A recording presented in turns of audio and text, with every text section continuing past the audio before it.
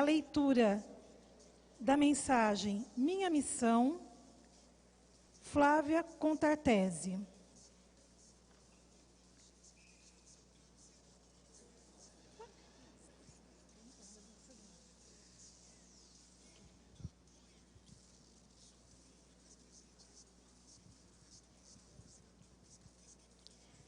Obras póstumas, segunda parte. Comunicação do dia 12 de junho de 1856. Pergunta Allan Kardec à verdade. Bom espírito, eu desejara saber o que pensas da missão que alguns espíritos me assinaram. Dize-me, peço-te, se é uma prova para o meu amor próprio.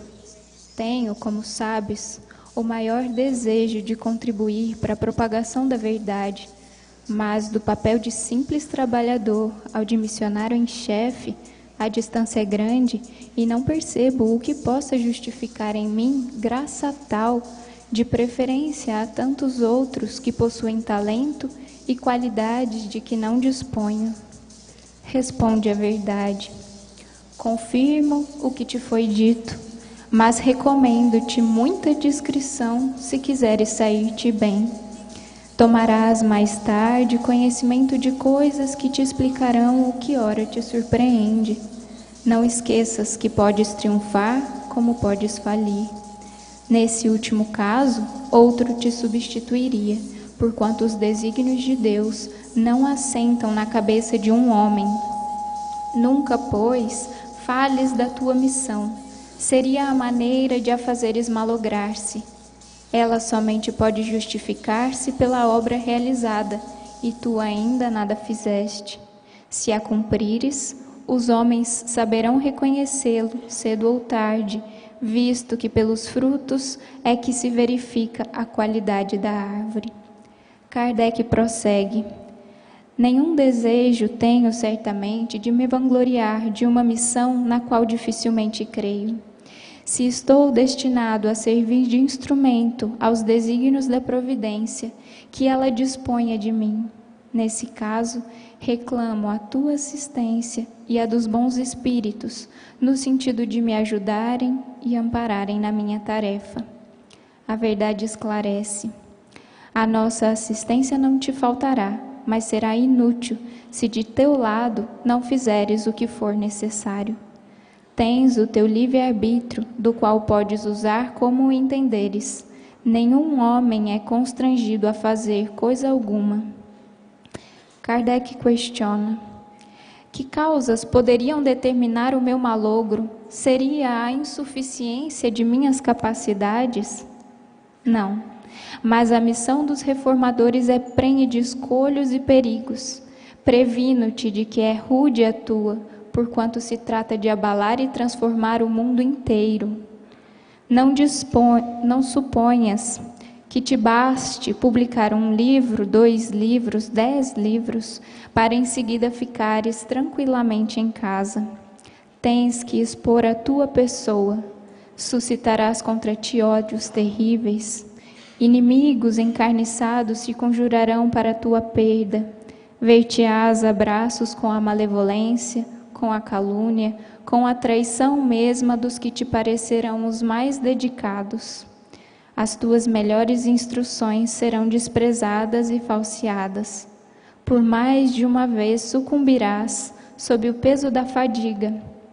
Numa palavra, terás de sustentar uma luta quase contínua, com o sacrifício de teu repouso, da tua tranquilidade, da tua saúde e até da tua vida, pois sem isso viverias muito mais tempo. Ora bem, não poucos recuam quando, em vez de uma estrada florida, só veem sob os passos urzes, pedras agudas e serpentes. Para tais missões não basta a inteligência. Faz-se mister primeiramente para agradar a Deus, humildade, modéstia e desinteresse, visto que Ele abate os orgulhosos, os presunçosos e os ambiciosos. Para lutar contra os homens são indispensáveis coragem, perseverança e inabalável firmeza. Também são de necessidade prudência e tato, a fim de conduzir as coisas de modo conveniente e não lhes comprometer o êxito com palavras ou medidas intempestivas. Exigem-se, por fim, devotamento, abnegação e disposição a todos os sacrifícios. Vês, assim, que a tua missão está subordinada a condições que dependem de ti. Espírito Verdade. Kardec então conclui: Espírito Verdade, agradeço os teus sábios conselhos, aceito tudo, sem restrição e sem ideia preconcebida. Senhor, pois que te dignaste lançar os olhos sobre mim, para cumprimento dos teus desígnios, faça-se a tua vontade. Está nas tuas mãos a minha vida. Dispõe do teu servo. Reconheço a minha fraqueza diante de tão grande tarefa. A minha boa vontade não desfalecerá. As forças, porém, talvez me traiam. Supre a minha deficiência. Dá-me as forças físicas e morais que me forem necessárias.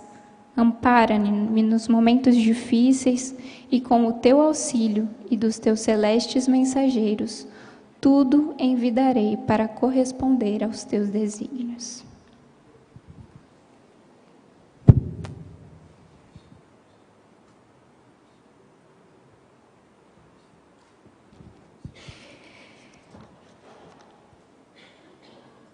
Neste clima,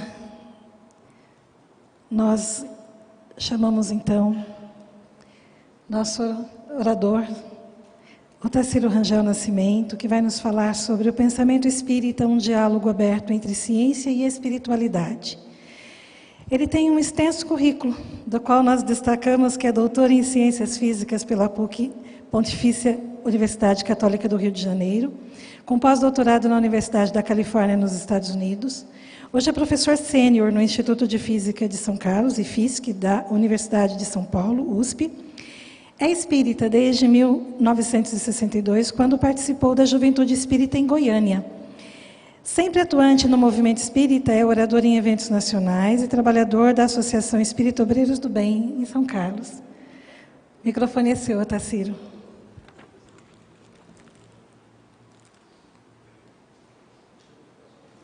Uma salva de palmas, Otacílio. Eu queria deixar meu computador ligado aqui.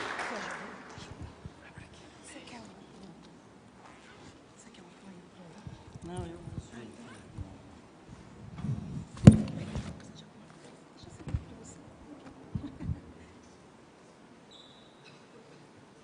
Muito bem, nós vamos ter a participação do Otacílio Rangel.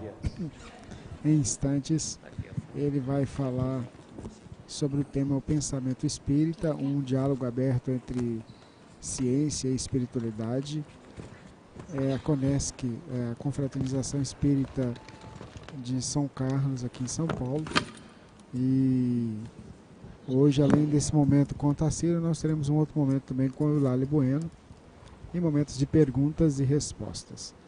Se você está nos acompanhando e quiser participar, mande a sua mensagem aqui para a gente pelo WhatsApp 34 999562694 ou ainda pelo faleconosco@radiofraternidade.com.br ou no livro de visitas da Web Rádio Fraternidade. O Otacílio está se preparando para trazer para a gente a sua explanação no dia de hoje.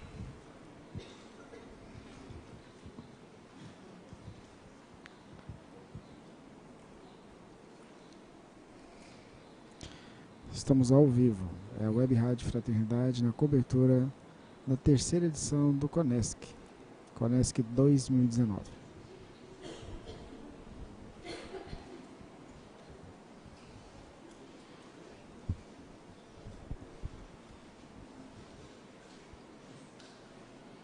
Vamos lá. Interaja conosco ao vivo, viu? Um abraço aos nossos ouvintes que estão acompanhando a gente aí e que têm manifestado as suas mensagens aí no nosso WhatsApp. Repetindo, 34 99956 2694 é o nosso WhatsApp, o WhatsApp que você entra em contato conosco aqui na Emissora do Bem. Queridos amigos, queridos companheiros, irmãos, estamos aqui reunidos nessa tarde agradável. É um prazer estar podendo contribuir com essa confraternização que eu acho de suma importância, porque antes da casa espírita ser importante, a causa espírita é muito mais. E deveríamos todos nós espíritas em São Carlos estarmos sempre disponíveis para encontrarmos pelo menos uma vez por ano para uma confraternização. Em especial essa se propaga além de São Carlos, porque tem tantas cidades e outros companheiros de outros lugares que estão presentes. Nós vamos falar sobre um tema que é bastante desafiante para todos nós. O pensamento espírita, e tentar fazer um diálogo aberto entre a ciência e a espiritualidade.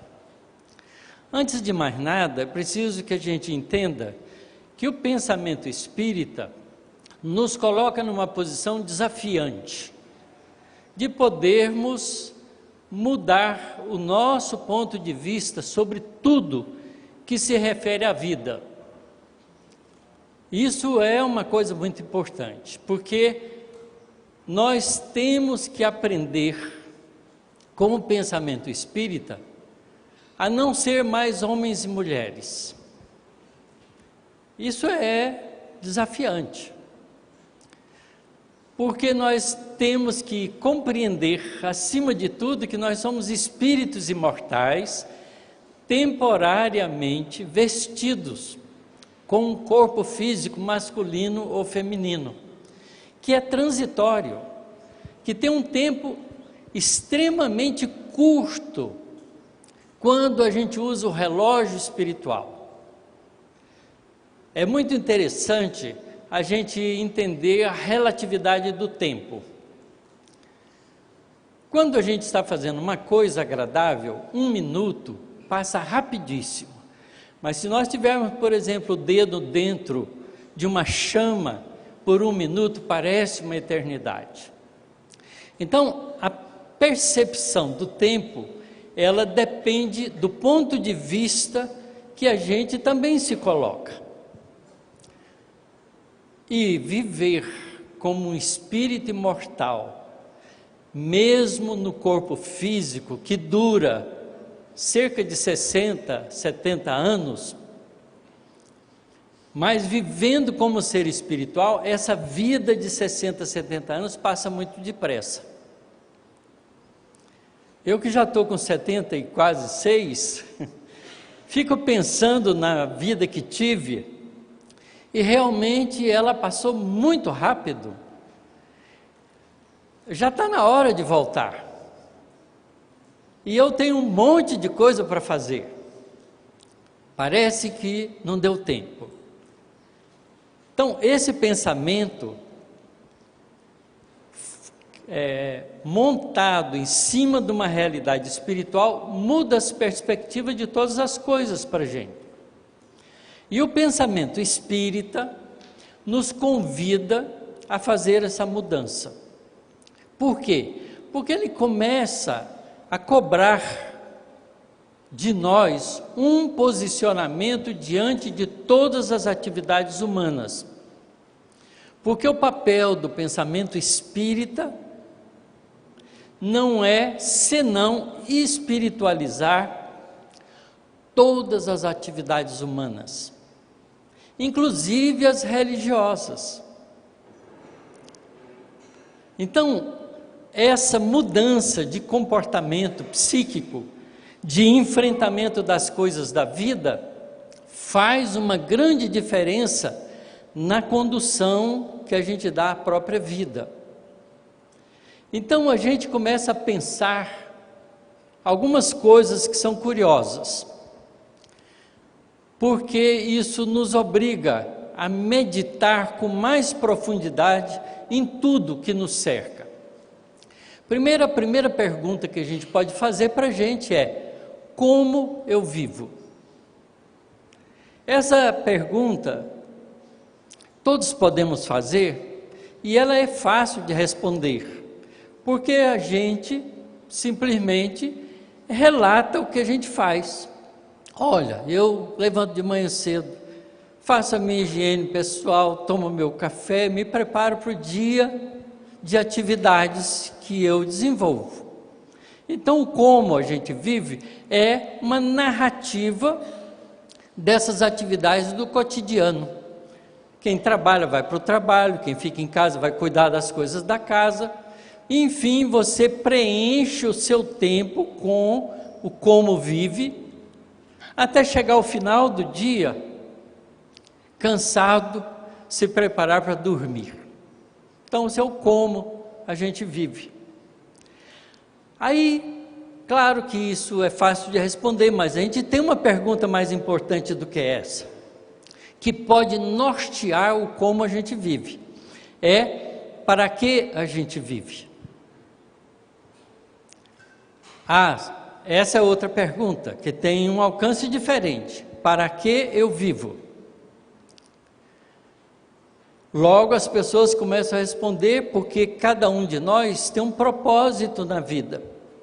Se a gente perguntar a uma criança, o que é que você quer ser na vida? Ela vai dizer, eu vou estudar, quero formar em engenharia, ser um bom engenheiro, trabalhar, ganhar dinheiro, comprar uma casa, casar, ter filhos, viajar pelo mundo. Enfim, a pessoa faz um para quê para ela. E todos nós, até certo ponto, sabemos responder isso muito bem. Há pessoas que estão ainda em angústias e não sabem para que vive.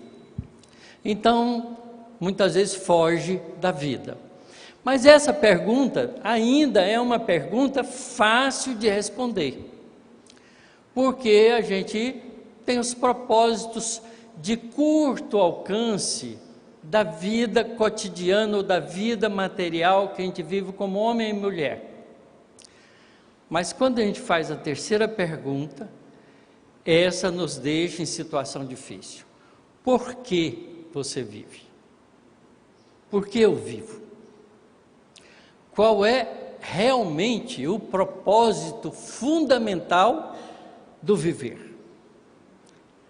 A grande maioria das pessoas não sabem responder essa pergunta. Porque a grande maioria das pessoas está preocupado para que a gente vive. O porquê a gente vive é um desafio enorme. Então o pensamento espírita nos ajuda a esbarrar nessa pergunta e ter uma resposta plenamente satisfatória para ela. Eu vou deixar essa pergunta no ar. Vocês tratem de responder por vocês mesmos.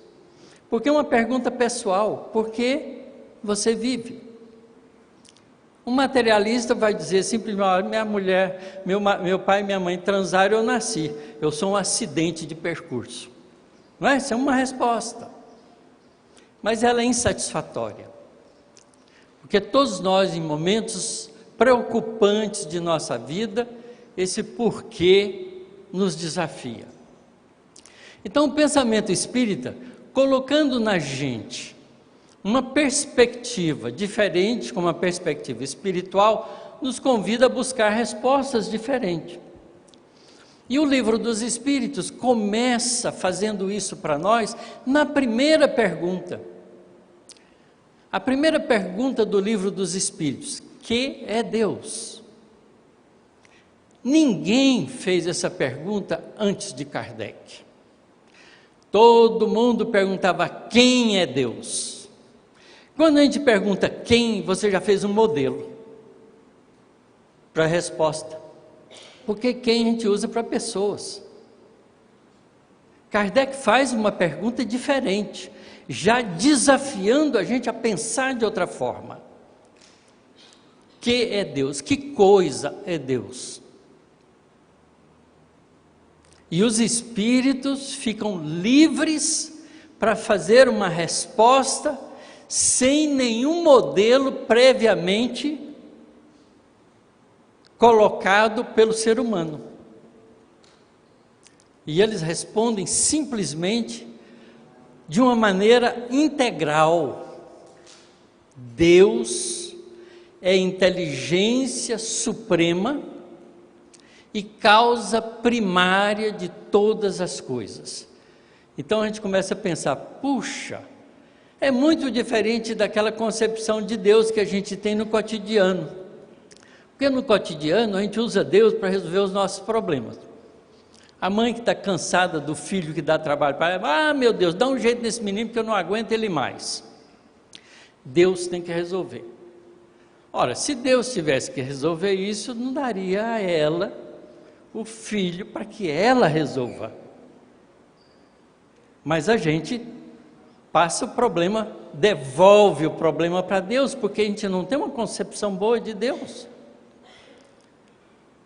A gente está cheio de problemas no trabalho, a gente faz a mesma coisa. Meu Deus, dá um jeito desse meu patrão que eu não suporto ele mais. A nossa vida é assim. É meu marido, é meu filho, a minha sogra. E os problemas que a gente tem, que a gente interpreta como problemas, como desafios que nos incomoda, a gente devolve. Porque a gente não tem uma compreensão clara de que é Deus.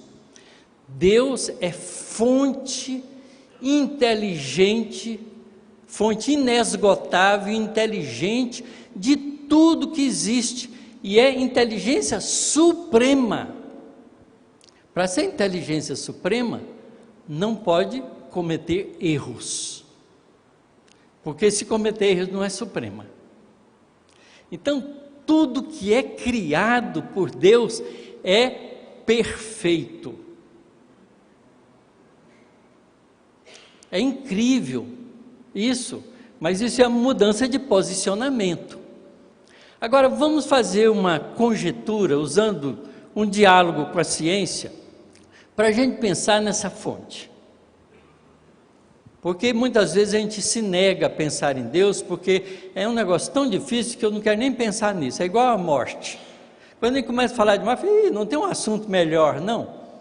Porque a gente não quer pensar nela. Porque a gente não aceita esse desafio, porque a gente se sente pequeno diante dele. Mas, se a gente pensar como espírito imortal, a gente tem que enfrentar esse pensamento de frente. Então imagine, a ciência de hoje, com os avanços que tem feito, nos mostra um universo impressionantemente assustador. O número de galáxias previsto pelos cientistas, que pode, que deve e que pode ser observado no nosso universo, é da ordem de 3 trilhões. 30, milhão mais 3, bilhão mais 3, trilhão mais 3, 12 zeros, 1 com 12 zeros, de galáxias. Na época de Kardec ele não conhecia a galáxia ainda, porque a galáxia foi descoberta em 1920, na segunda década do ano de 1900. A gente sabia das nebulosas, mas não sabia o que era aquilo. Então galáxias são arquipélagos de estrelas. Em geral, as galáxias têm da ordem de 100 bilhões a 200 bilhões de estrelas em média. Tem galáxia menor, tem galáxia maior. A galáxia de 60 milhões de estrelas, bilhões é 1000, milhão, bilhão, 9 zeros, 1 com 9 zeros. Agora vocês imaginem, uma galáxia média com 100 bilhões de estrelas, existindo 3 trilhões de galáxias iguais a essa. Façam a conta. De 3 trilhões vezes 100 bilhões. Haja zero. Não cabe na nossa cabeça.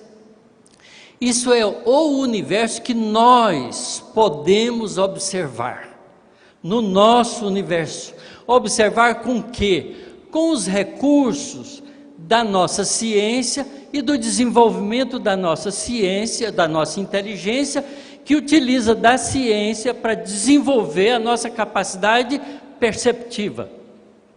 Porque se você olhar o céu à noite com os olhos, você vai contar no máximo 5.000 estrelas. Se você botar um binóculo, você vai contar muitíssimo mais de estrelas. E você está observando só as estrelas da nossa galáxia, a Via Láctea. A distância entre uma galáxia e outra é assustadora. E tem 3 trilhões delas. A galáxia mais vizinha da nossa Via Láctea é Andrômeda. Está a 2 milhões de anos-luz. Sabe o que significa isso? Se eu pudesse viajar com a velocidade da luz, sentar num raio de luz, virar um fóton, e viajar com a velocidade de 300.000 quilômetros em cada tique, em cada segundo, eu gastaria 2 milhões de anos para chegar em Andrômeda. Não há corpo que resista. Então, do ponto de vista humano, jamais faremos tal viagem, porque o corpo morre no meio do caminho, antes de percorrer o primeiro pedacinho dessa viagem. Então, se as galáxias são tão distantes em média uma das outras, e tem 3 trilhões de galáxias, cada uma carregando da ordem de 100 bilhões de estrelas, e agora, com o avanço da ciência, nós estamos descobrindo que praticamente todas as estrelas têm sistema planetário. Uma boa parte das estrelas do universo tem sistema planetário. Parecido com o nosso Sol, que tem 9 planetas, ou 8, se quiserem rebaixar o Plutão, coitadinho, não é? Nós já descobrimos estrela com 6 planetas girando em torno. 6 planetas girando em torno da mesma estrela. Então, o nosso sistema solar, o nosso sistema planetário, não é o único, nem exceção, ele é apenas um. Imaginem quantos espíritos não existem no nosso universo. Basta que a gente imagine que pelo menos um dos planetas de cada sistema planetário seja habitado. Nós somos, segundo Emmanuel no livro Roteiro, na lição número 9, cerca de pouco mais de 20 bilhões de espíritos que vivemos na Terra. Diálogo, ciência e espiritualidade. Ora, pouco mais de 20 bilhões é a população espiritual da Terra. 7 bilhões e meio somos nós, os encarnados. Mas encarnado é transitório, porque em 100 anos todos nós já morremos. Mas estão outras pessoas ocupando as nossas posições, porque espírito vai, espírito vem. Então é fantástico tudo isso. Imagine se a gente tiver planetas com cerca de 20 bilhões cada um deles, por aí afora. E Deus é a inteligência suprema que cria tudo isso. Então vocês acham que Deus está preocupado em resolver o problema do seu filho que está te incomodando? Ou vai resolver o problema do seu patrão que te enche a paciência todos os dias com exigências que você acha desnecessário? O problema é seu. Veja que a nossa posição diante das coisas começa a mudar quando a gente começa a pensar como espírito imortal.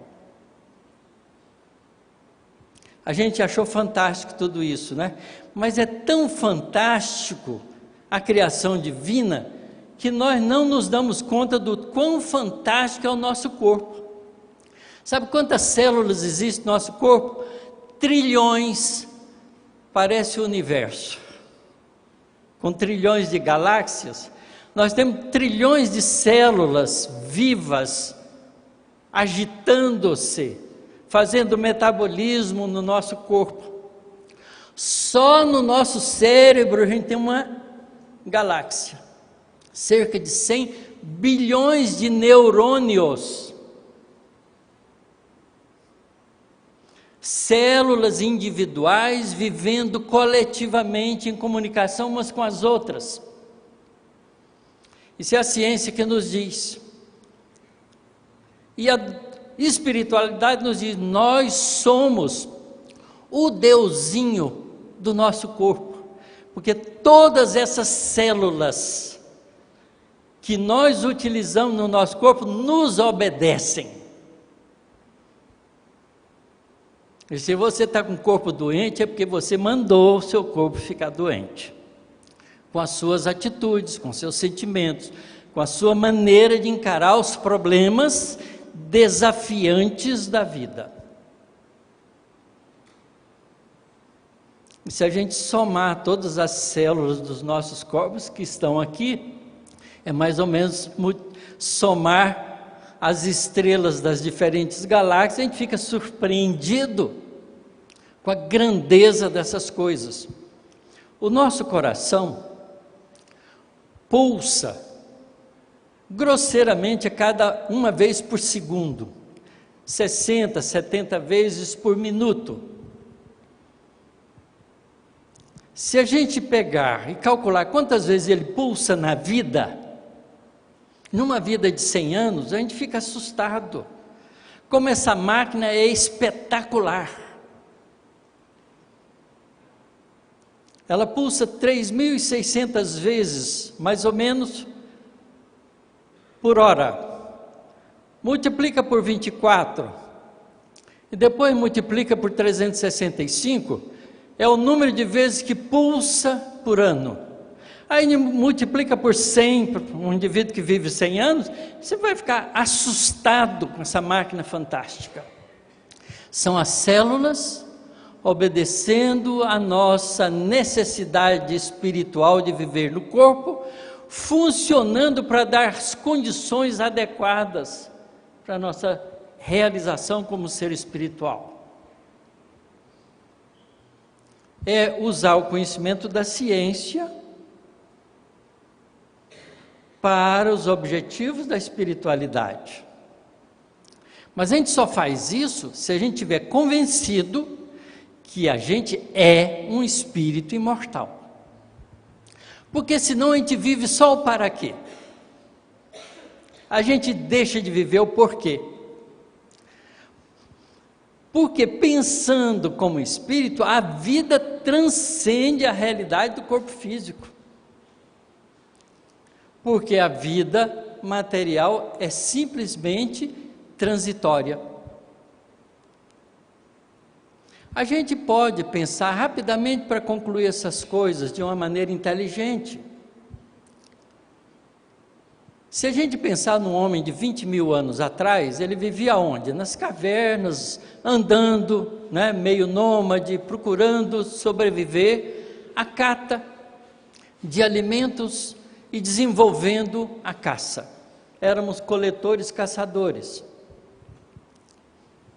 As crianças que nasciam naquelas famílias de 20 mil anos atrás, eram tão burrinhas, pareciam um bichinho, não tinham questionamentos.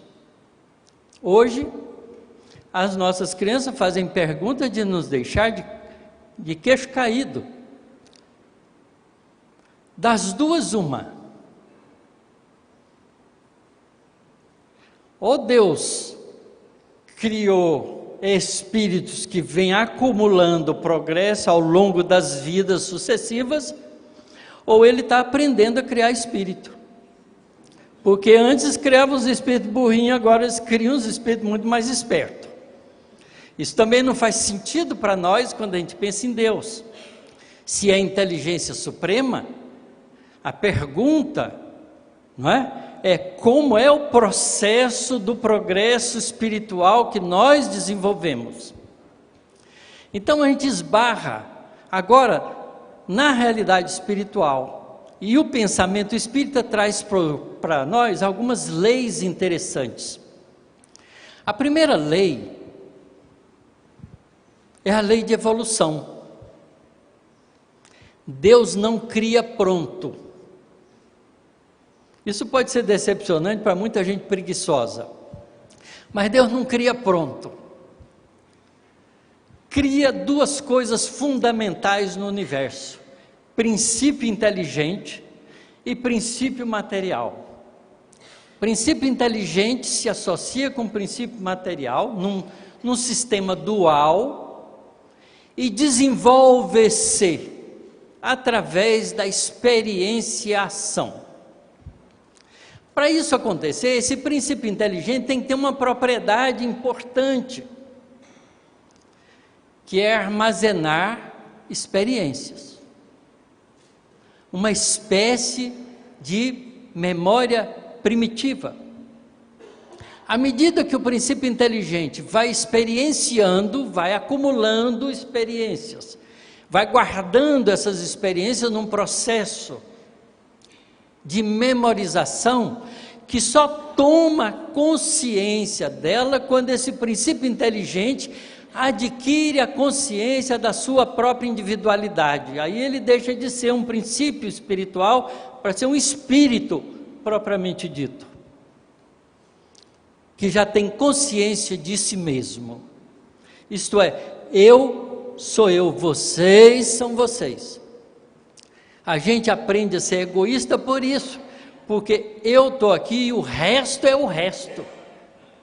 E é assim que a gente se posiciona. Demora muito tempo para a gente pensar que o resto é tão importante quanto a gente. Até lá, a gente faz e comete muitos equívocos no processo de experienciação. No momento em que a gente adquire a consciência da própria individualidade, a gente começa a ter uma propriedade interessante, diferente, que é aquela: ontem eu fiz tal coisa, porque lembra que foi eu que fiz. Eu sou indivíduo, lembro de que fiz ontem. Hoje posso repetir ou fazer diferente. Então eu ganho também, com a consciência de si mesmo, a capacidade de escolha, que a gente chama de livre-arbítrio ou vontade própria. Então, a lei de evolução permite que o princípio inteligente se desenvolva até adquirir a consciência de si mesmo e vir um espírito, que a gente pode chamar de espírito humano, se quiser, na fase de humanização. Como humano, ele tem consciência de si próprio e tem a capacidade de escolha, mas isso não é suficiente, porque se fizer escolhas erradas, como é que vai saber? Se fizer a escolha certa, como é que vai saber? Então é preciso que tenha uma outra lei,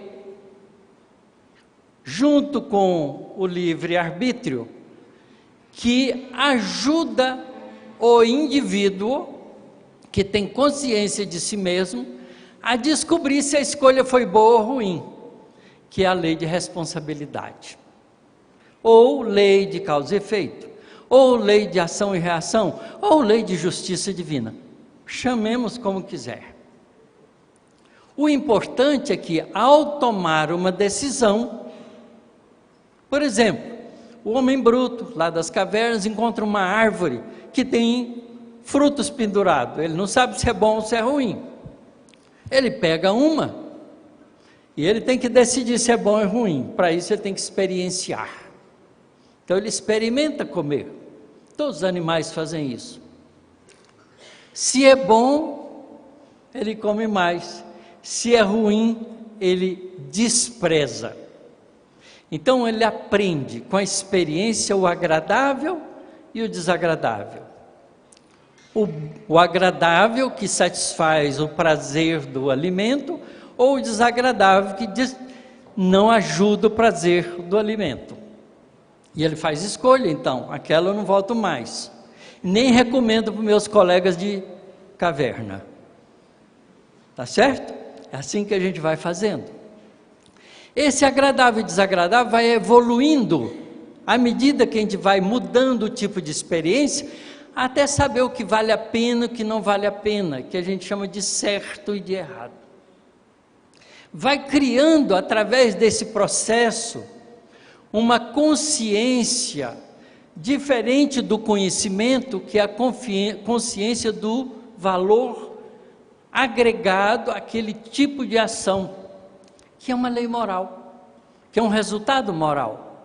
Então o indivíduo começa a crescer, desenvolvendo nele, através do livre-arbítrio e da experimentação, com as consequências das experiências realizadas, o que é bom, o que é ruim, e desenvolve o conceito de certo e errado.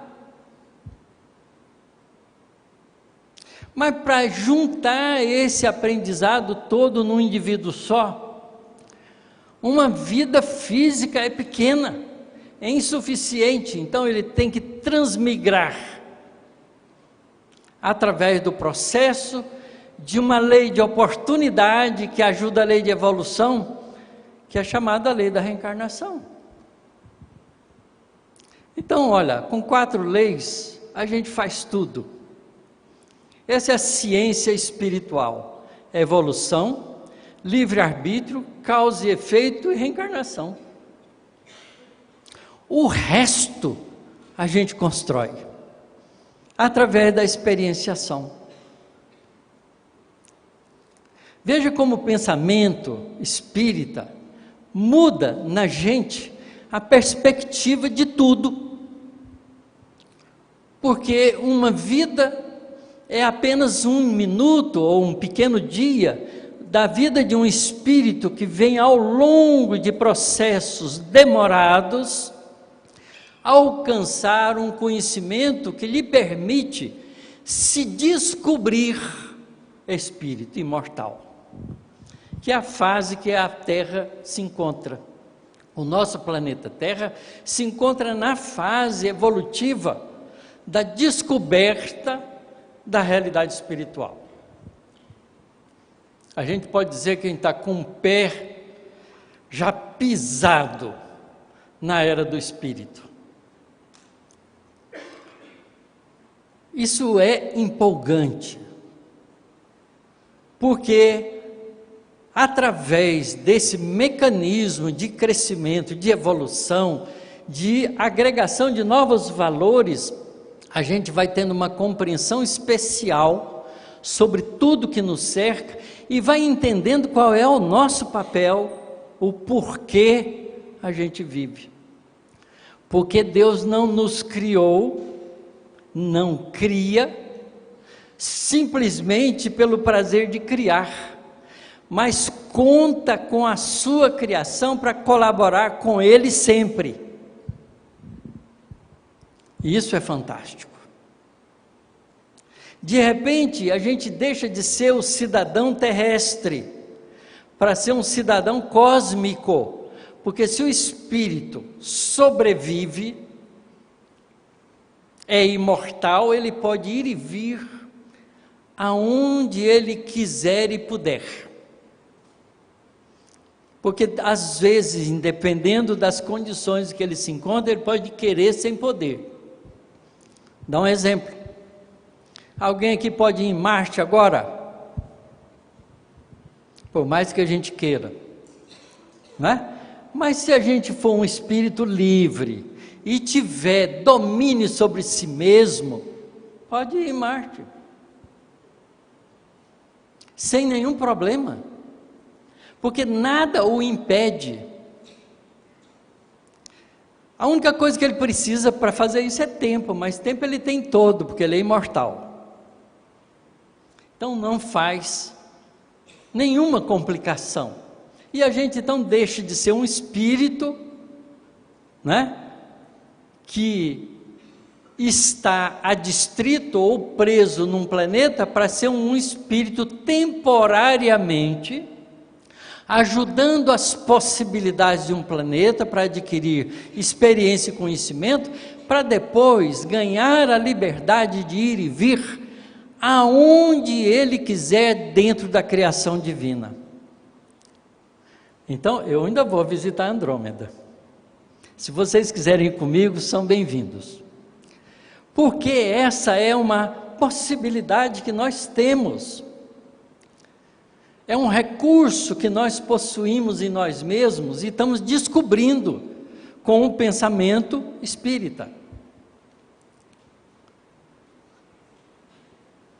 Uma coisa interessante que a gente precisa compreender nesse raciocínio que a gente faz, é que Deus cria, dá origem, e o homem dá forma, formata. É interessante isso. Eu, por exemplo, posso pegar vários minerais convenientemente e fazer uma máquina, mas eu não posso fazer os minerais. Então eu sou um elemento transformador. Todos nós somos transformadores. Só Deus é criador, inteligência suprema e causa primária de tudo que existe. Então nós não criamos, porque somos criaturas, mas nós co-criamos, damos forma com os recursos que a criação divina nos oferece. Então a gente fica impressionado com um computador, por exemplo, que é uma maquininha que faz coisas maravilhosas. Todos nós temos na mão um celular que a gente não sabe usar ainda direito, porque ele tem mais recursos do que a gente sabe. Não é assim? Quem sabe usar o celular inteiramente? Levanta a mão. Inteiramente. Com todos os recursos que ele tem. Não é? Difícil. É difícil. Aí não sabe direito como funciona a televisão, que está na nossa casa.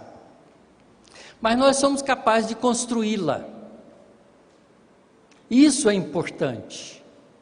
Se alguém chegar, que nunca viu uma televisão, vê uma televisão funcionando, vai achar fantástico aquilo. Nossa, o cara que fez isso é extremamente inteligente.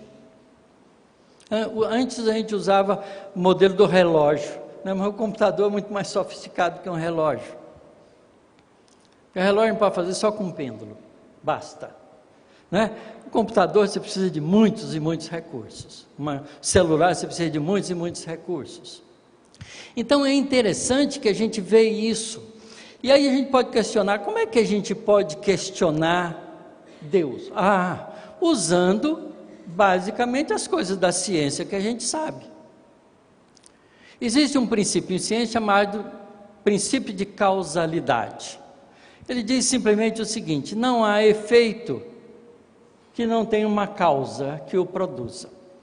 E se a gente analisar com cuidado, a gente vai ver que o efeito guarda a relação de propriedade com a causa que produz.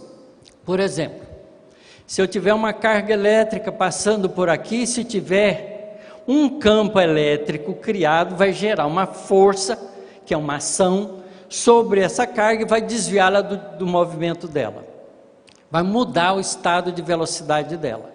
Então, o efeito na carga é de natureza elétrica. O efeito na massa é de natureza gravitacional. Ora, se essa lei é uma lei que funciona com as coisas da natureza que a gente observa, por que a gente não pode usar ela com as coisas diversas? Pode. Eu não sou causa de mim mesmo, então eu sou um efeito, mas eu sou inteligente, então tem que ter uma causa inteligente. Essa causa inteligente, se eu sou uma inteligência que desenvolve, essa causa inteligente já tem que ser desenvolvida. Então ela é a inteligência suprema. Veja que o conceito de Deus modifica para a gente, porque ele não é mais um ser soberano, um velho de barba branca, que fica com o livrão na mão, criou a gente em 6 dias, descansou, virou vagabundo pro resto do tempo, mas fica anotando o que a gente faz de certo e de errado. Nessa concepção infantil, a gente já não tem mais. Mas é preciso ter uma concepção mais rica no lugar. Porque o universo é um efeito inteligente. Nós somos efeitos inteligentes. Nós não criamos vida, mas manipulamos a vida. Eu sou capaz de pegar, né, uma planta qualquer, fazer híbrido dela com uma planta semelhante e criar uma terceira planta. Esse processo de mistura genética a gente faz. Mas eu não sou capaz de criar por mim mesmo uma planta diferente. Então vejam, a gente tem os recursos para manipular as coisas da natureza e colaborar com a criação divina. É nesse sentido que nós somos co-criadores. Então o pensamento espírita nos coloca numa posição na vida diferente daquela de ter nascido acidentalmente pelo relacionamento de um casal. Eu tenho uma finalidade, existe um porquê por trás disso. E responder esse porquê é encontrar-se consigo mesmo. E encontrar-se consigo mesmo é a chave da felicidade plena. Porque você aí compreende os recursos que você tem, usa do livre-arbítrio que você tem para fazer escolhas boas, e as consequências baseadas na lei de causa e efeito são todas de alegria. E você atinge com isso a felicidade plena. Plenitude da felicidade, viver em harmonia com as leis espirituais que nos governam. Isso é que é ser feliz. Não é ter prazer. O prazer é uma experienciação que nos dá uma ideia do que a gente pode ter. É um telegrama da felicidade, apenas. É um e-mail da felicidade. Não adianta, você gosta de pudim? Faz um pudim. Se você comer ele inteiro, você vai passar mal, por mais que você goste. Não é? Porque o prazer, ele tem uma medida de curto alcance. Você pode até lembrar, nossa, comi um pudim muito bom. Depois de alguns anos, você fala assim, nem lembro que gosto que tinha. Não é? Porque a gente é assim. Mas, se sentir feliz plenamente, é se sentir integrado consigo próprio e com as leis espirituais que nos governam. Então, conhecer essas leis é uma necessidade. Eu estou podendo falar para vocês, todo mundo está escutando, graças ao uso das leis da vida material. Não é? Eu consegui construir um microfone, fazer um captador da minha voz, transformar isso num sinal elétrico, jogar no amplificador, que é um sistema eletrônico que amplia isso, e faço movimentar fones nas caixas para todo mundo ouvir aonde estiver. Isso é usar o conhecimento da ciência em favor das nossas realizações melhores. Por que não conhecer as leis espirituais para utilizá-las da mesma forma, para que nós possamos viver felizes? Veja como muda o pensamento, a maneira de agir da gente. Quando a gente tem uma pessoa que nos incomoda muito, o primeiro impulso que a gente tem é de ficar livre dela. A gente dá um jeito de ficar livre dela. Se a gente puder, se for um vizinho nosso, a gente muda de casa. Não é? Se for um indivíduo que nos põe em perigo, a gente muda de cidade. A gente muda até de estado, às vezes até de país. Você resolveu o problema? Não resolveu. Imagine que eu brigo com alguém de vocês aqui e a gente fica com mágoa um do outro. E a gente não resolve esse problema, mas eu não quero mais, não gosto mais de São Carlos, me tem umas lembranças desagradáveis, mudo lá para o Rio Grande do Sul. Vou lá para Porto Alegre, passo 20 anos em Porto Alegre. E vivo lá a minha vida, o outro está vivendo aqui que ficou. Se eu vier visitar aqui, ou se ele for por acaso lá, e a gente encontrar, o que vem à mente da gente? Nossa, esse cara aqui na minha frente, o problema não mudou. Ele só ficou 20 anos no esquecimento. Mas se a gente entender que a gente é um espírito imortal, a gente compreende que vai encontrar com todas as pessoas que a gente se indispôs. Então, o que a gente tem que fazer? Primeiro, parar de se indispor com os outros. Segundo, aqueles que já ficou indisponível, aproximar-se dele e resolver o problema. Aí a gente vai entender uma lição de 2000 anos atrás, que Jesus nos disse: reconcilia com o teu adversário enquanto está a caminho com ele. E a gente pensa que isso é religião. Não é religião, é espiritualidade. É busca da felicidade. É uma vivência feliz. Jesus só nos deu conselho desse tipo. A gente não entende porque a gente acha que a nossa vida é só essa. Então o melhor jeito de eliminar um inimigo é matando ele. Quantos de nós já fizemos isso? Quantas pessoas estão encarceradas nos presídios porque fizeram isso num momento de raiva, num momento de desequilíbrio, tirou a vida do indivíduo. Aliás, ainda continua acontecendo, né? Os feminicídios que a gente observa são todos uma atitude infeliz do indivíduo que acha que não tem o direito de perder, porque acha que é dono. E a rigor, a gente só tem duas coisas, porque nem o corpo físico é nosso. Isso também é diálogo de ciência e espiritualidade, porque certamente, cientificamente, a gente vai morrer. Todos nós. Nosso corpo vai deixar de existir. Não é? Então a gente não é dono nem do corpo. Ele é um empréstimo a rigor. E a gente fala assim, olha, quando eu dormir, o meu espírito sai do corpo e vai embora. E você fica onde? Porque o corpo está na cama, o seu espírito foi embora e você ficou aonde?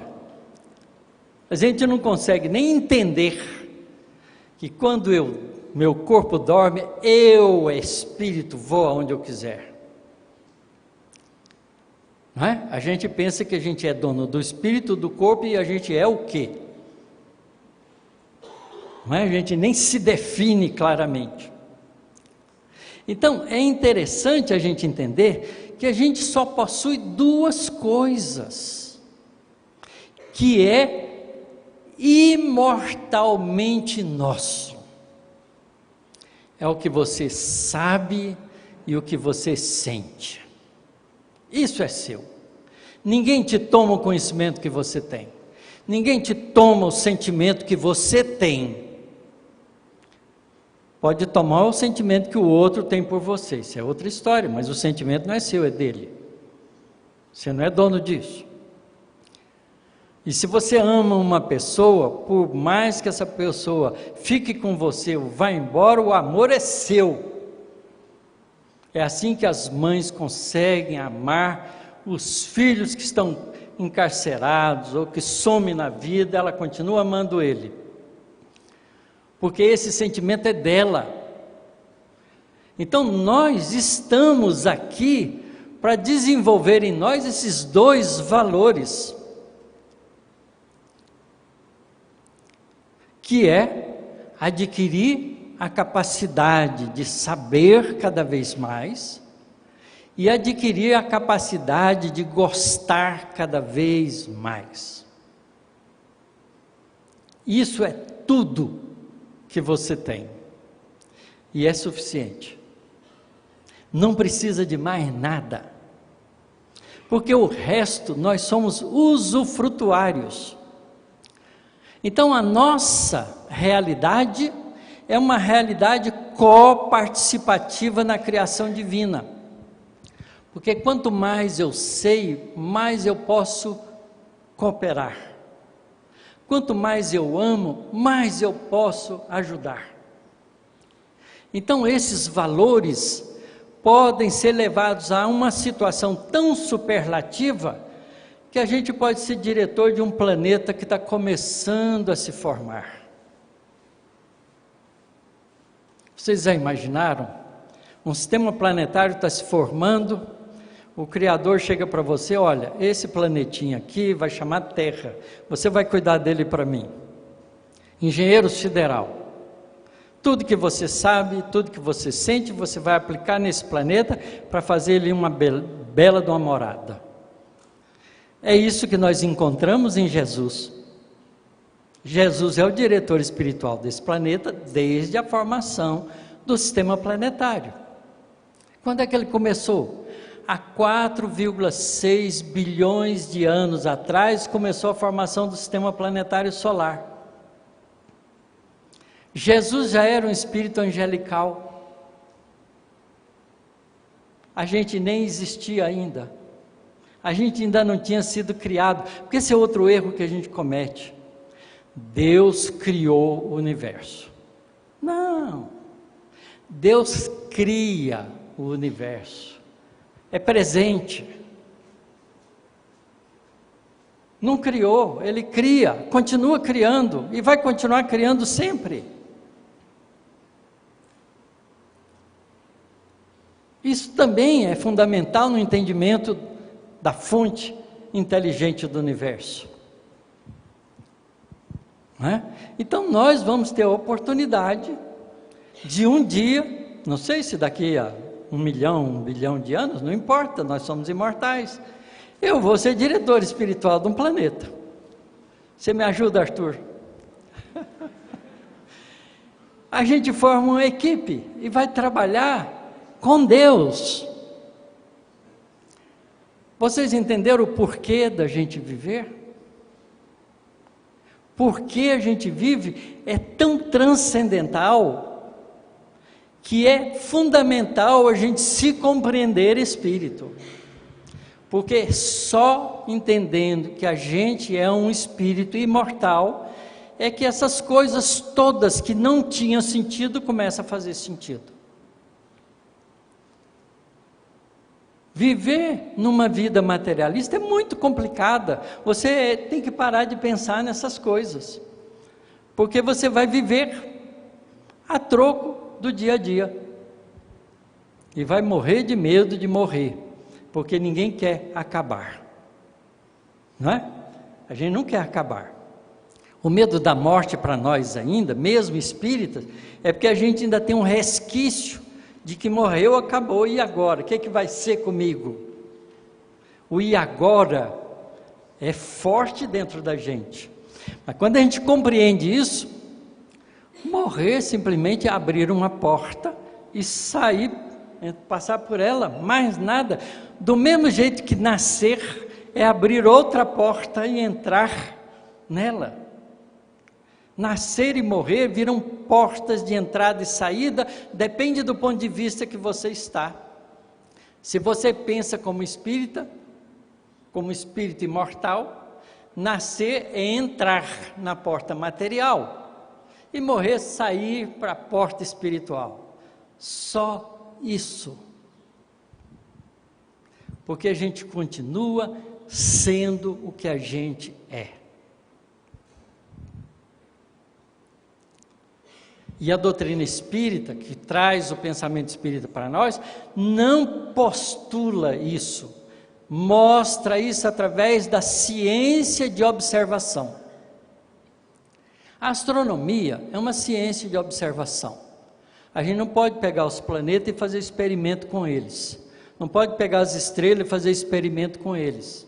A gente pode até tentar fazer algumas experiências em laboratório que ocorrem nas estrelas ou em sistemas planetários, mas é uma experiência isolada. A astronomia é uma ciência de observação. A gente observa como o nosso universo tem todas as idades demonstradas nele, porque Deus cria sempre, então tem estrela jovem, estrela velha, estrela no meio do caminho, sistema planetário formando, sistema planetário morrendo, sistema planetário em vida. A gente tem uma fotografia de tudo, e a gente pode conhecer e relacionar os estágios e começar a entender a evolução. Uma estrela começa assim, evolui desse jeito e termina assim. É como a gente chegar numa cidade, a gente nunca viu, criança, nem adulto, nem nada, e ver criança, adulto, né, velho.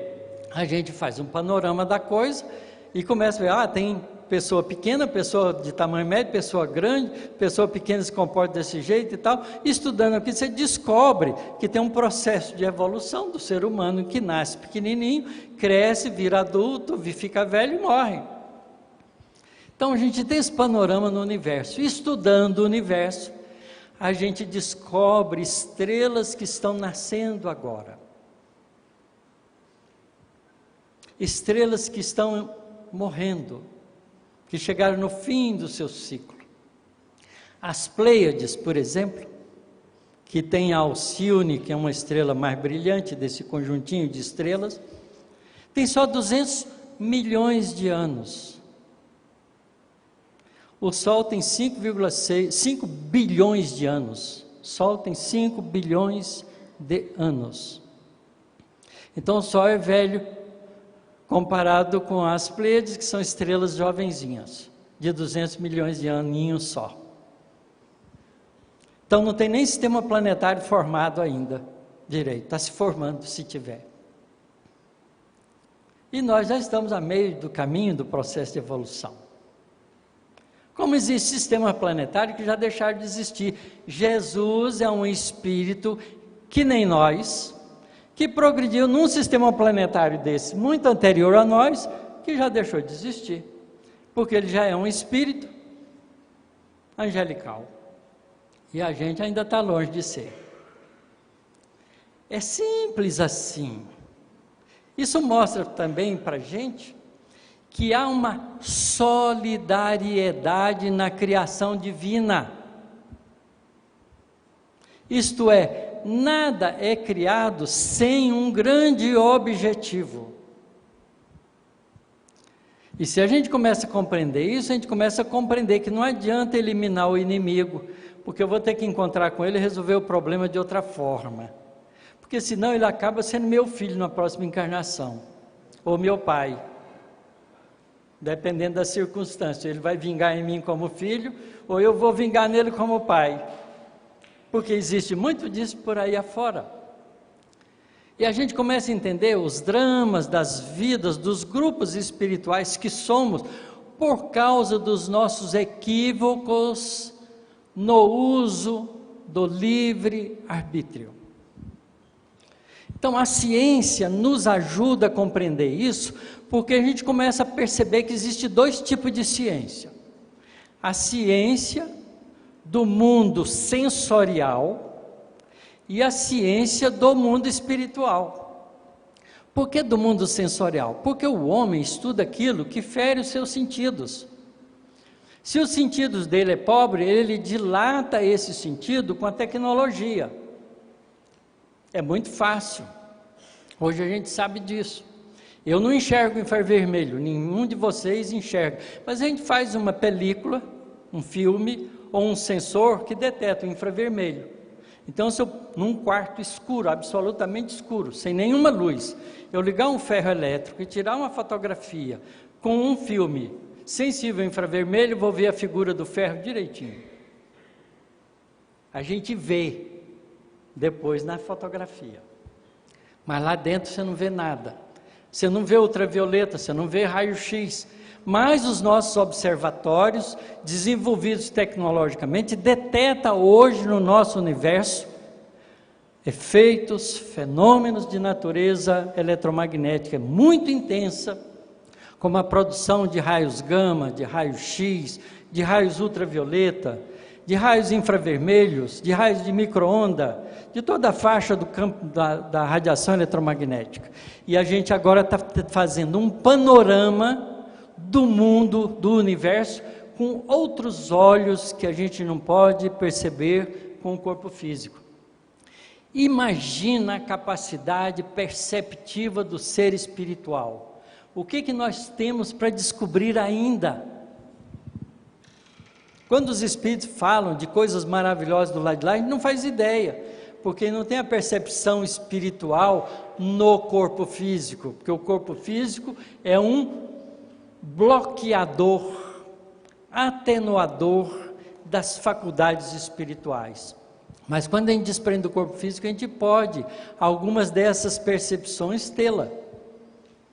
A dupla vista, a capacidade de entrar em contato com outros espíritos, enfim, são fatos observados pela doutrina espírita, e através desses fatos, as investigações feitas por Allan Kardec permitiu criar um panorama da realidade espiritual, que está descrita em 1018 perguntas do Livro dos Espíritos, com as suas respectivas respostas. E com todos os ensaios que Kardec pôde fazer, porque ele compreendeu perfeitamente a doutrina espírita. Aquilo que nós ouvimos no começo da missão de Kardec, ele conseguiu cumpri-la de maneira adequadíssima. Então é preciso que a gente conheça isso muito bem, que a gente saia da nossa posição de comodismo e estudemos, aprendamos a pensar como ser espiritual, com todos os ingredientes que a gente já tem disponível, para que a gente transforme a nossa vida temporária num degrau enorme de evolução. Esse é o propósito. Eu queria, para finalizar, ler para vocês a seguinte pergunta: os espíritos são criados iguais quanto às faculdades intelectuais? Pergunta 127. São criados iguais, porém, não sabendo de onde vem, preciso é que o livre-arbítrio siga o seu curso. Eles progridem, os espíritos, mais ou menos rapidamente em inteligência e em moralidade. Cumpre, portanto, ao espírito progredir em ciência e moral. O que é moral? Conhecimento das leis espirituais que nos governam. O progresso moral acompanha sempre o progresso intelectual, decorre deste, mas nem sempre o segue imediatamente. Como pode o progresso intelectual engendrar o progresso moral? Fazendo compreensíveis o bem e o mal. O homem, desde então, pode escolher adequadamente. O desenvolvimento do livre-arbítrio acompanha o da inteligência e aumenta a responsabilidade dos atos. Sendo a vida corpórea apenas uma estada temporária nesse mundo e devendo o futuro constituir objeto da nossa principal preocupação, será útil nos esforcemos por adquirir conhecimentos científicos que só digam respeito. Desculpem, eu esbarrei aqui no lugar inadequado. Que só digam respeito às coisas e necessidades materiais? Sem dúvida. Primeiramente, isso vos põe em condições de auxiliar vossos irmãos com o conhecimento científico. Depois o vosso espírito subirá mais depressa se houver progredido em inteligência. Nos intervalos das encarnações aprendereis numa hora o que na terra vos exigiria anos de aprendizado. Nenhum conhecimento é inútil, todos mais ou menos contribuem para o progresso, porque o espírito, para ser perfeito, tem que saber tudo, tudo da criação divina, dos 3 trilhões de galáxias, com todas as suas estruturas, com todas as estrelas, com todos os sistemas planetários. E porque, cumprindo o progresso, se efetua em todos os sentidos, todas as ideias adquiridas ajudam o desenvolvimento do espírito. São estas, então, as duas asas que precisamos, ciência e espiritualidade, para alcançarmos o voo da nossa felicidade, da nossa purificação, da nossa plenitude. São as molas ou os motores propulsores da nossa educação espiritual. O desenvolvimento da ciência e da moralidade, que são os caracteres de um espírito em plena evolução, se faz através do conhecimento da ciência material e da ciência espiritual. Porque o espírito, para ser perfeito, tem que saber tudo. Então, tem uma sequência para seguir, para sermos um dia espíritos construtores com Deus. A experiência conduz ao conhecimento através da lei de ação e reação. O conhecimento, fazendo a distinção entre o bem e o mal, conduz à responsabilidade da escolha. A responsabilidade conduz, por isso mesmo, ao desenvolvimento do livre-arbítrio, nos ensina a fazer boas escolhas. O livre-arbítrio desenvolvido conduz às melhores escolhas e ao desenvolvimento consciente da inteligência e da moralidade, que conduz à autoeducação, que conduz à plenitude e à felicidade. É isso que o Espírito de Verdade quis dizer ali, naquela recomendação: espíritas, amai-vos e instruí-vos. Muito obrigado pela paciência de vocês.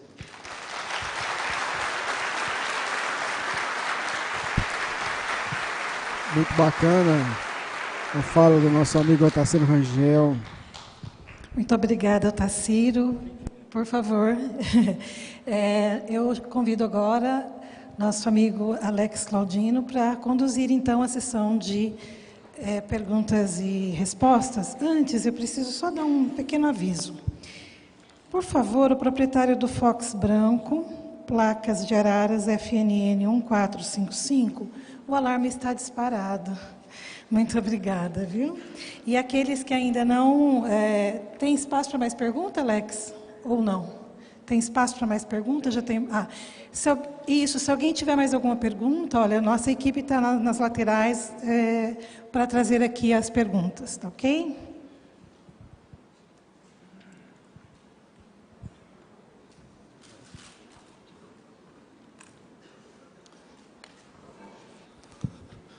Som, bem. Vamos agora às perguntas e respostas. A primeira pergunta que chegou diz o seguinte: diante de tudo criado, com leis estabelecidas, podemos entender que agora é conosco e que não precisamos mais de Deus? Sendo nossa responsabilidade crescer, progredir e chegar à perfeição? É quase isso. Na verdade, para nós continuarmos seguindo em frente, nós precisamos de nos abastecer de recursos. Enquanto no corpo físico a gente alimenta, dorme, usa dos recursos que a vida material nos oferece para nos mantermos com energia. E a gente faz isso sem uma preocupação imediata. Como espírito, nós nos alimentamos das energias espirituais que Deus cria para nós. E como Ele é a fonte, nós temos que estar ligados a Ele sempre. Pensar em Deus, orar, fazer uma prece, é análogo ao esforço que a planta numa mata fechada faz para buscar uma réstia de luz para realizar a fotossíntese. Ela busca o sol, a energia solar que ela precisa para continuar realizando o seu processo de crescimento. Nós também somos assim. Nós estamos ligados ao Criador, porque quando Ele nos cria, Ele se ligou a nós. Ele nos oferece tudo o que a gente precisa, mas nós precisamos buscar tudo que a gente precisa. E as energias espirituais que a gente precisa para seguir o caminho da evolução e alcançar a plenitude espiritual, passa pelo contato íntimo com Deus, que é a fonte inesgotável das energias que precisamos. André Luiz diz o seguinte, que o fluido cósmico universal é o hálito divino, é a energia divina. Tudo se opera dentro dessa energia divina. E o ser humano, o ser espiritual, vive mergulhado nessa energia. E a prece, ou a ligação que a gente busca com Deus, é a conexão que permite fluir essas energias de Deus para nós. Ok. O resto é conosco.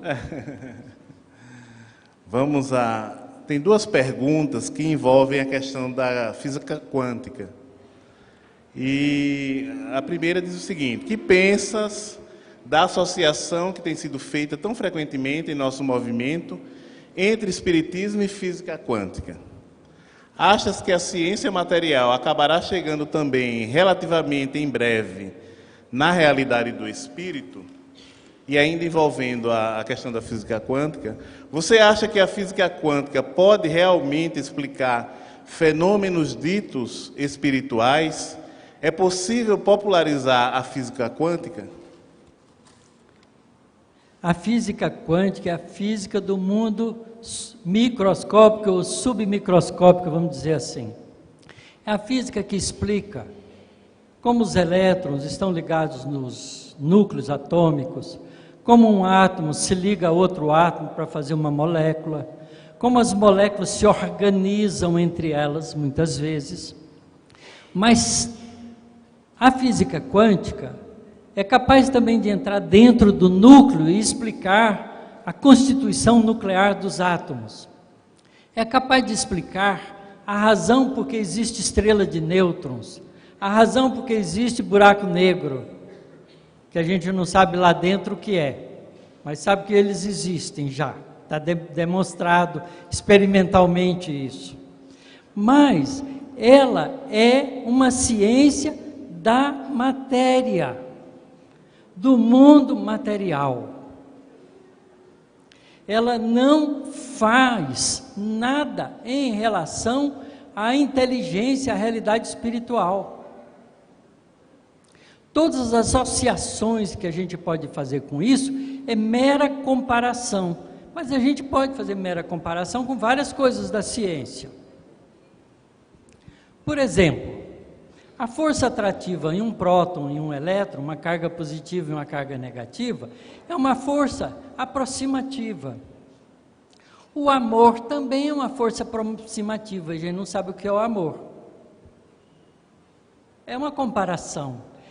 Não podemos fazer confusão entre analogia e igualdade. A lei de ação e reação, que é uma lei física também, é uma lei que a gente usa filosoficamente para a realidade espiritual. Mas ela não funciona exatamente da mesma forma. É completamente diferente. Porque a lei de ação e reação tem coadjuvantes outros que não têm a lei de causa e efeito, a lei de ação e reação na vida material. Então, o fato da gente pegar um conhecimento científico e utilizar a ideia para um pensamento filosófico diferente, não significa que aquilo está explicando isso. Nós apenas estamos usando um recurso de pensamento para entender melhor. Vou dar um exemplo. Na física quântica existe um negócio chamado emaranhamento quântico, que ninguém entende direito como é que funciona. Tá certo? Mas o Pequeno Príncipe já disse essa lei do emaranhamento muito antes da física quântica.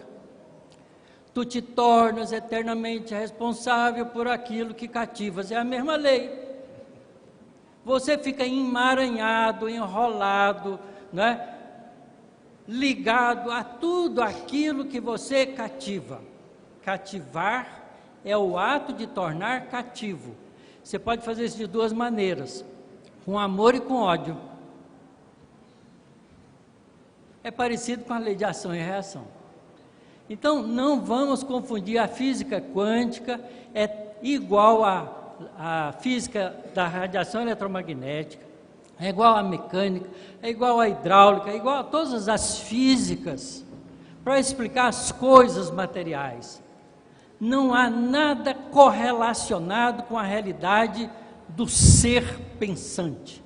Nós não sabemos o que é pensamento, não sabemos que energia maluca é essa que sai da minha mente e vai na mente do outro por processo telepático. A física quântica não sabe nem o que é onda mental, se é que ela existe. Porque isso não é conjetura da física. A física, a ciência, trata das coisas materiais. O que trata das coisas espirituais é a ciência espírita. Então, o espiritismo é muito melhor do que a física quântica para explicar o espírito. Muitíssimo melhor.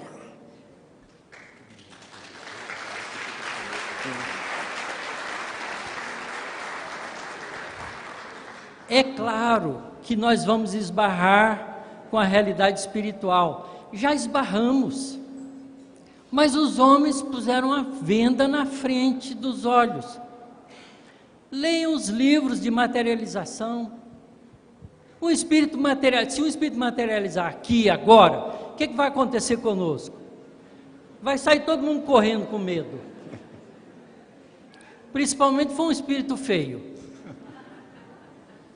Não é? Vai ter gente que vai desmaiar aqui. Pois os espíritos materializam. Eu não preciso da física para mostrar a realidade espiritual. Eu preciso da física para entender melhor a realidade espiritual. Porque a ciência ensina a gente a pensar, a compreender, a analisar, a questionar, a buscar respostas. Esse é o papel da ciência, do desenvolvimento intelectual. Obviamente que eu tenho as minhas experiências pessoais com a realidade espiritual. Eu já participei de uma reunião mediúnica, que a porta estava fechada, porque a gente tinha o critério de trancar a porta na hora de começar a reunião. Um colega nosso chegou atrasado, porque ele estava numa missão, estava fazendo palestra numa cidade vizinha, veio e chegou atrasado. Aí ele não sabia o que fazer, se chamava a gente pela janela da sala de reunião, ou se ele ia embora, porque era a regra nossa, 7 horas, quem chegou participa, quem não chegou volta na próxima semana. E ele não foi porque ele não quis chegar, e estava com meio saco de laranjas, esse saco de linhagem branca, cheio de laranja. E ele ficou pensando, e agora, o que eu faço? Quando ele percebeu, ele estava do lado de dentro, subindo as escadas da sala. Nós estávamos acabando de fazer a prece de início da reunião. Era uma reunião de estudo e prática mediúnica, chamada Escolinha de Médiuns. Eu tinha 21 anos. Aí eu virei para ele e perguntei, como é que você entrou? Você tem chave? Ele, não sei. Eu estava pensando o que fazer, eu não sei o que aconteceu comigo, que eu estava subindo as escadas. Eu peguei a chave e fui lá ver se a porta estava trancada, com as 2 voltas. E era uma porta de ferro com vidro. Faria barulho se abrisse. A ciência não explica isso. Eu nunca achei uma explicação científica para isso. Nem a física quântica explica isso. Porque são corpos materiais macroscópicos, onde a física quântica não se aplica. Há outras coisas para a gente descobrir.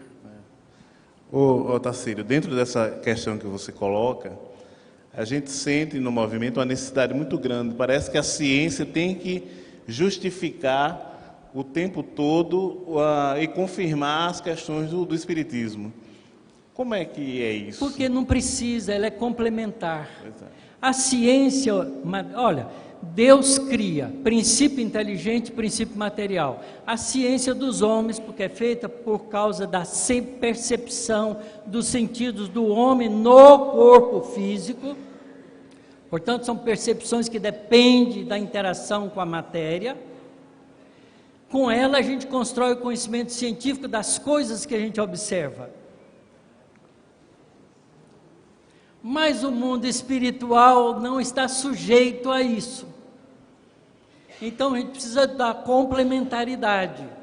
Então, a gente tem duas ciências: a ciência do espírito e a ciência material. As duas dialogam entre si para se complementarem e dar ao espírito a compreensão de toda a criação divina. Próxima pergunta. Por que Deus continua criando espíritos? Qual o sentido disso tudo? De passar de um princípio inteligente para um animal, depois para um ser humano, ir passando pelos outros estágios até chegar a angelical? Para quê? Qual é o objetivo? Pergunta para ele. E não para, viu? Continua. Kardec faz esse tipo de pergunta no Livro dos Espíritos. Os Espíritos respondem: você está questionando Deus? A inteligência suprema do universo? Você, nanico? Calma, gente. É preciso que a gente tenha humildade para entender o que está perto de nós, para depois entender o que ainda está muito longe de nós. Para falar uma coisa para vocês, eu não compreendo ainda o corpo espiritual, o perispírito. Eu não compreendo o perispírito. De que ele é feito? Os espíritos dizem, assim, é feito de uma matéria quintessenciada. Você sabe o que é quintessência? Eu vou dizer para vocês o que é quintessência. Antigamente, os antigos pensavam que existiam 4 coisas que formavam tudo: água, ar. Falem. Terra e fogo. O que não era isso era quintessência, então era a nossa ignorância. Então, o perispírito é feito de nossa ignorância. A gente não sabe o que é. Quando eu estiver no mundo espiritual, eu vou me estudar como perispírito, meu corpo, eu vou saber como é que ele é. Mas aqui não dá, porque a percepção do corpo não permite isso. O nosso corpo físico tem 5 sentidos restritivos da alma. O espírito não enxerga com o olho. O espírito enxerga com o perispírito inteiro. Vocês acham absurdo isso? Não é, quer ver? O tato é do corpo inteiro. Não é um sentido do corpo inteiro o tato? Pois as percepções dos espíritos são através de um corpo energético que a gente não sabe de que é feito ainda. Não existe ainda qualquer paralelo entre o que a gente conhece da ciência e o que é o fluido universal. A gente não sabe o que é o fluido universal. E o perispírito é feito de fluido universal. Então é feito da nossa ignorância. A gente não sabe o que é. Então calma. Quando perguntaram ao Emmanuel, e também perguntaram Lamennais, Kardec pergunta a Lamennais, o espírito Lamennais, de que é feito o espírito, né? E ele fala, olha, aqui nós estamos estudando o perispírito, ainda não questionamos do espírito propriamente dito, estamos longe disso ainda. Então calma, o espírito é imortal, a gente vai saber disso um dia. Até lá, a gente tem um monte de caminho a percorrer antes. Então não questione Deus, procure entender o que está próximo de você. Deus sabe o que faz, porque a inteligência suprema do universo.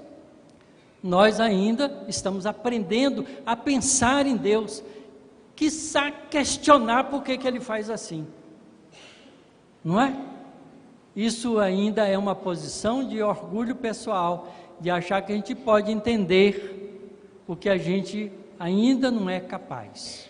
É o mesmo que responder para uma criança com a linguagem científica o que é luz. Eu tenho uma filha que com 4 anos de idade,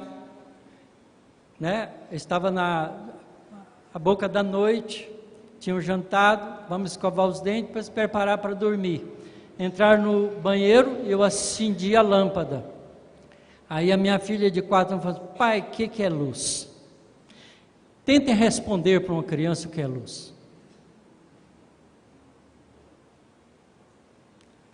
Eu tenho um professor que me contou uma história uma vez que eu acho admirável. Ele estava levantando de manhã cedo, 4 filhos já correndo pela casa, se preparando para ir trabalhar. Aí um dos meninos, que era um garoto pequeno, entrou: pai, por que a laranja tem casca? Ele começou a ensaiar uma resposta. O outro menino que passou na porta escutou a pergunta: para não entrar bicho, seu bobo. E o menino largou ele, saiu correndo, e ele ficou ensaiando a resposta até hoje. É bem assim mesmo. O Daniel Rosa de Assis, de Goiânia, mandou a pergunta pela internet. Ele diz: se tivermos consciência da importância da nossa reencarnação para a missão que Deus nos reserva, não chegaremos no plano espiritual arrependidos de não ter aproveitado para fazer todo o bem? Certamente, isso acontece frequentemente com todos nós. André Luiz, no livro Missionários da Luz, que ele fala sobre a reencarnação, ele fala sobre isso e diz que a maioria de nós, e principalmente nós que temos a compreensão, um pouco da compreensão espiritual, viemos de colônias espirituais com as reencarnações planejadas, com o auxílio dos espíritos bondosos. E a maioria de nós, às vezes, não cumpre 30% do projeto. Aqueles que cumprem o projeto o mais completamente possível são chamados na colônia espiritual que o André Luiz utiliza para falar para nós, que é nosso lar, de completistas, porque eles vêm e cumprem todo o projeto reencarnatório, ou a maioria do projeto reencarnatório que eles fizeram. Quando o espírito volta, ele volta muito bem de situação, e ele é considerado um completista. Sabe o que ele ganha? O direito livre de escolher a nova encarnação dele livremente, porque ele é competente e capaz de fazer isso. Então, é claro, a gente devia prestar atenção nos objetivos da vida, que não é arranjar um emprego, trabalhar, ganhar dinheiro, comprar um carro, uma casa, um apartamento, uma colônia de férias e ficar correndo atrás daquilo que a gente não sabe se tem amanhã. Porque às vezes você sai para ir para a praia, acontece um acidente, você desencarna, vai para o mundo espiritual, leva o quê? Fez o quê? Construiu o quê?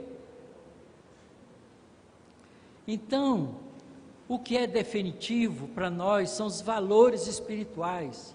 As coisas materiais são material didático para a gente utilizar no nosso crescimento espiritual. E é isso que a gente tem que fazer com a nossa encarnação. Podemos afirmar que na evolução infinita, um cachorro será um dia um homem? O cachorro será sempre cachorro, mas o princípio inteligente que anima um cachorro agora vai evoluir e um dia vai adquirir consciência de si mesmo e vai ser um espírito humano. Mas não é o cachorro que vira gente. Nós não viemos do macaco. O macaco é uma espécie, nós somos outra. O princípio inteligente usa, quando ele está na fase de desenvolvimento da espécie macaco, o macaco como instrumento de progresso. E aqueles que já têm a capacidade de saber de si próprio e de tomar decisões, usam o corpo humano. É simples assim.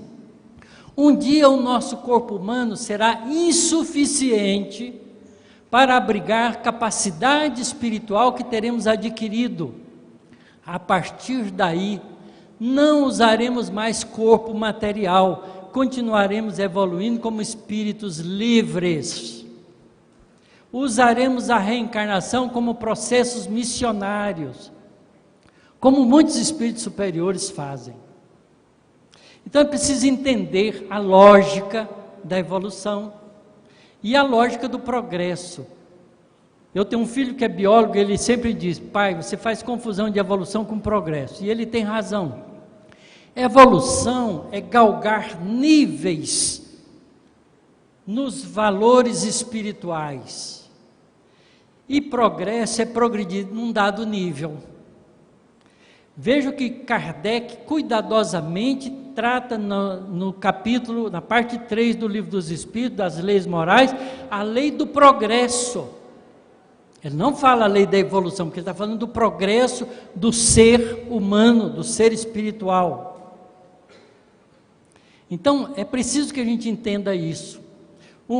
Quando a gente faz regressão de memória, nós podemos ir voltando nas nossas diferentes encarnações até perto das primeiras encarnações que tivemos como ser humano, mas não lembraremos mais, porque não tinha muita consciência.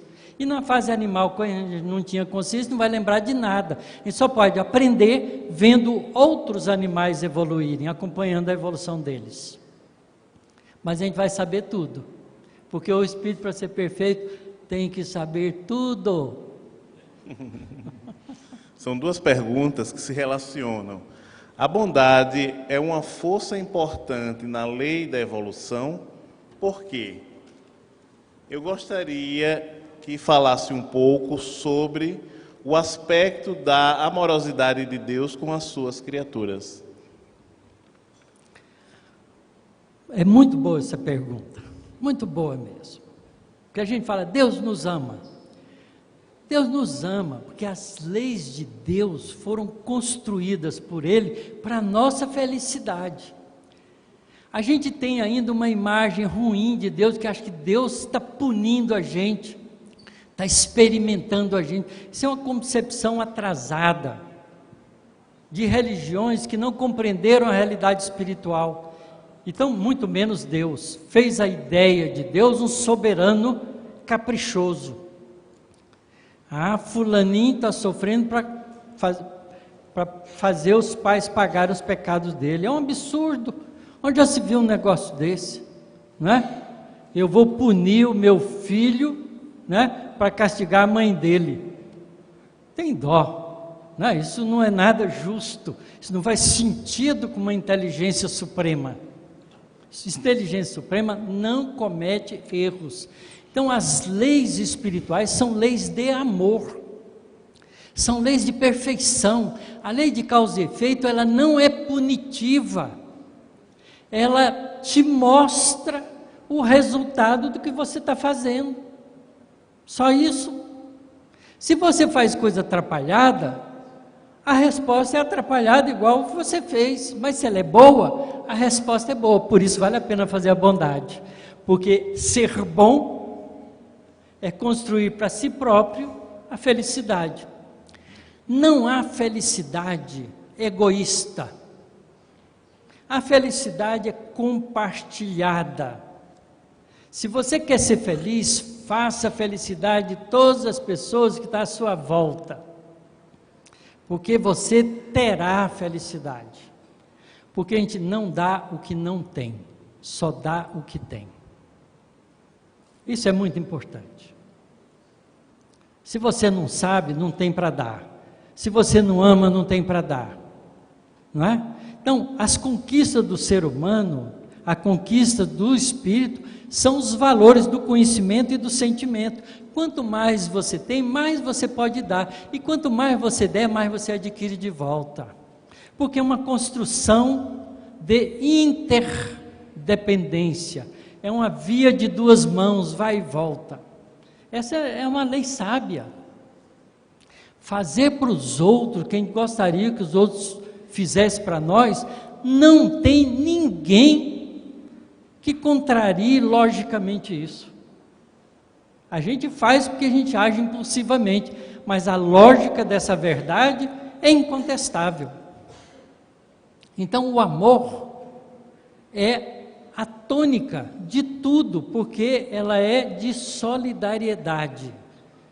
Os planetas são solidários, as estrelas são solidárias, as galáxias são solidárias, porque existem leis de força que relacionam umas com as outras. E nós temos que aprender a ser solidário. A palavra-chave não é competição, a palavra-chave é cooperação.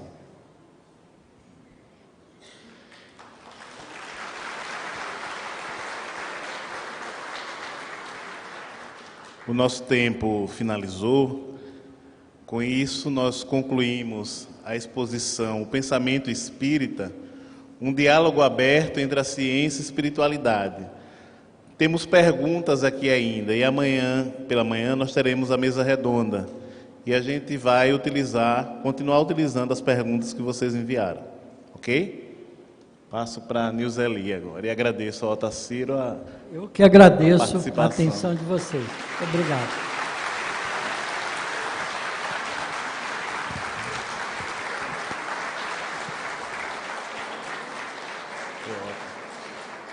Obrigada, Alex. Obrigada, Otacílio.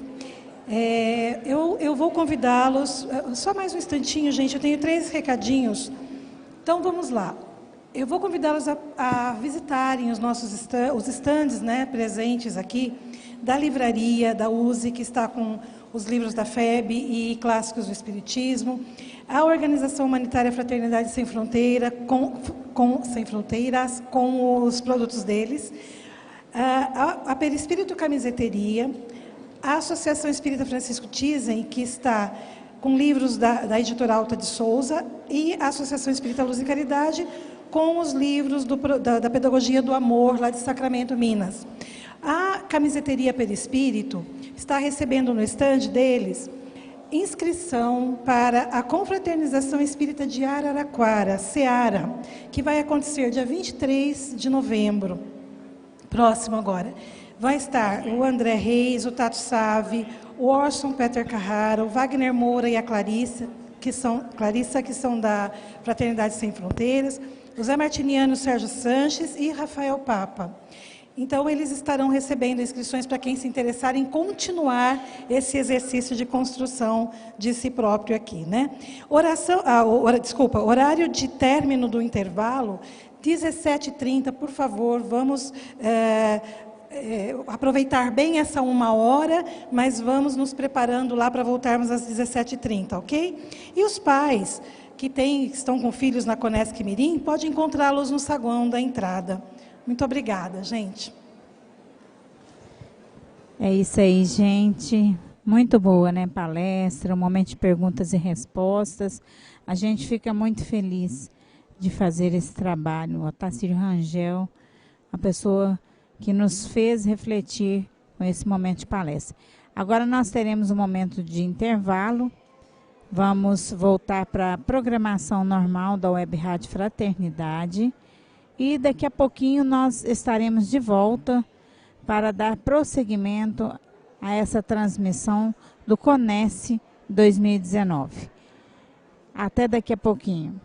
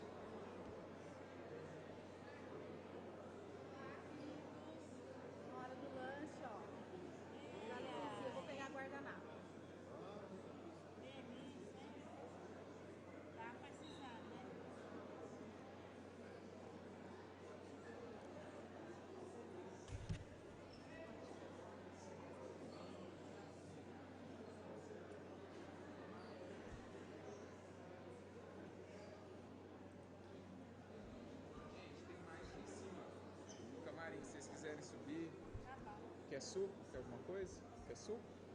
A gente traz 2 copinhos de suco, peraí.